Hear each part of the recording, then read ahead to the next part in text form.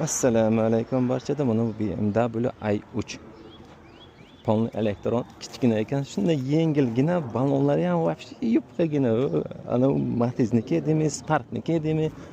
Adashmasam Matiz Spark'niki shunaqa yupqa edi-da. Strap bo'ylasam yiqilibdi, hammasi ham turibdi joyida. BMW buni qaranglar. Bu qattiq ekan mana bu. Eng qiziq joyi mana bu yer. Eng qiziq joyi mana bu yer. Mana bu start, bu yerga parking, bu yerga perenede. Deb bosasam zadi bo'ladi. DNR. Yana bossang o'chadi. Bu yerda parking bor. Shizor qilib yasagan, lekin deshovka emas-e. Nesh bo'lsa kerak, kim biladi bu? Modelini ko'rdingizlar, bitta yozib qoldiringlar. Keyin buni nesh bu kapitani ochar ekan, nimasini ochar ekan, bagajni ochar ekan.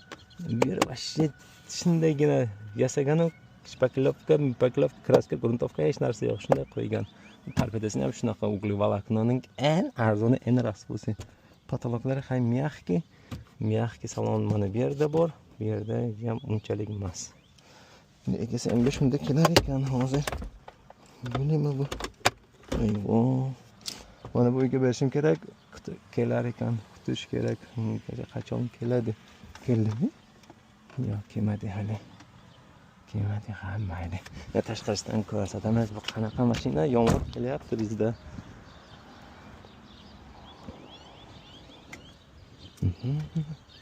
Zo'rlik gap yo'q.